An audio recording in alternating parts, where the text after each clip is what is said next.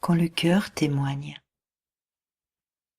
Quand le cœur témoigne, quel besoin du témoignage de la langue?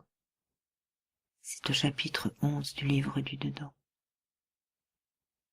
L'extase dans le cœur anéantit tous les autres sens et la langue devient futile, nous dit Rumi. Comment comprendre et investir cet enseignement? Nous pourrions dire que tout effort fourni pour témoigner de notre proximité en Dieu est vain. Il est même la source et la cause de la non-réalisation de ce désir. En effet, tant que nous fournissons des efforts pour nous assurer de notre immersion en Dieu, nous sommes en réalité occupés à nous maintenir à distance de Dieu.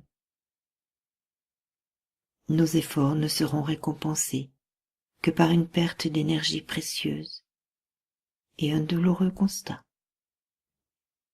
Nous sommes sur le rivage, non pas dans l'océan. Seul, le fait de cesser toute agitation, tout effort, tout bavardage, pourra nous permettre de nous plonger dans l'immensité de l'océan divin et de faire l'expérience de l'immersion. Lorsqu'un seul sens est satisfait, tous les autres le sont également.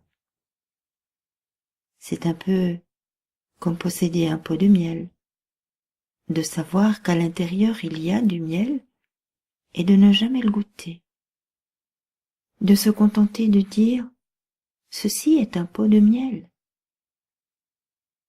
Cette affirmation ne pourra en rien être comparée à l'expérience de goûter le miel. Seul le fait de goûter nous donnera une expérience et une satisfaction gustative. De même, seul le fait de plonger dans l'océan nous permettra de vivre l'expérience de se laisser porter par l'eau, de se laisser porter par Dieu. Tant que nous fournissons des efforts pour définir quelque chose, expliquer une situation, justifier une attitude, nous sommes en fait séparés de ce que nous recherchons. Quand le cœur témoigne de la présence de Dieu, la parole devient futile et inutile.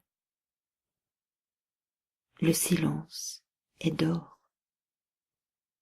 Aucun mot ne peut décrire cette expérience, car elle se vit. C'est dans le silence le plus profond, dans la tranquillité la plus pure, que nous pouvons faire l'expérience de l'immersion, de l'immensité de l'océan en nous, ou de l'immensité du ciel en nous, que nous pouvons faire l'expérience de la présence de Dieu en nous. C'est lorsque nous cessons tout mouvement, toute tentative de contrôle, que nous pouvons nous abandonner et nous laisser flotter sur l'océan. Est-il noyé, celui qui crie « Je suis noyé !» Non. De même, peut-il témoigner le cœur si la langue parle? Osons regarder d'un peu plus près les situations que nous vivons, celles dans lesquelles nous fournissons tant d'efforts.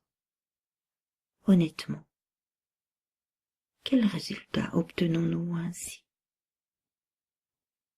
Prenons un temps pour interroger notre corps au sujet des tensions, crispations, douleurs, raideurs que nous maintenons avec tant d'efforts. Et si nous les relâchions, si nous en prenions conscience,